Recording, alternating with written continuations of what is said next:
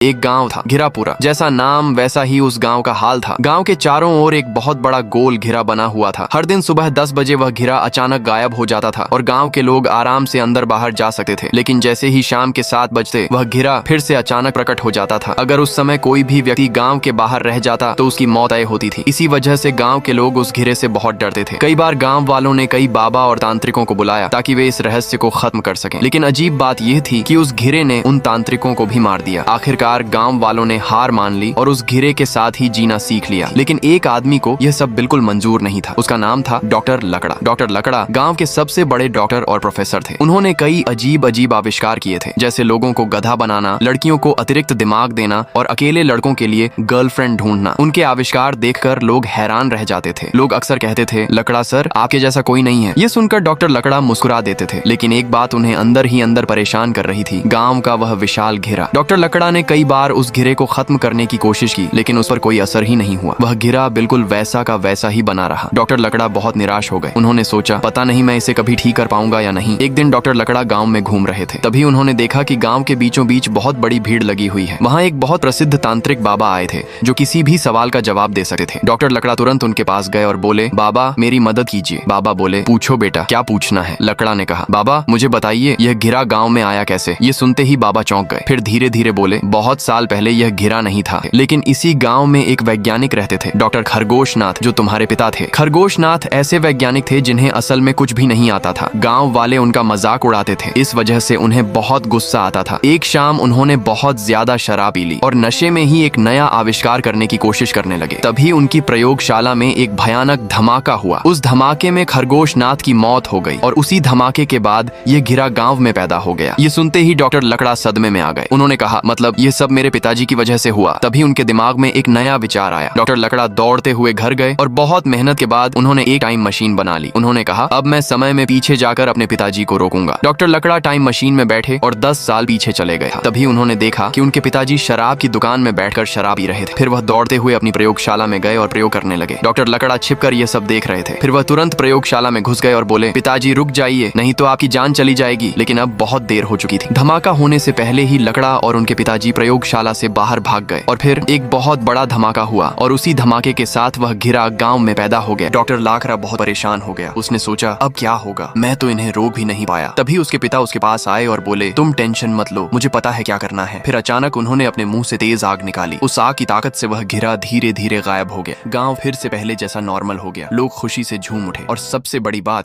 Doctor लकड़ा को उसके पिता वापस मिल गए। अब गाँव में दोबारा सुकून और खुशी आ गई।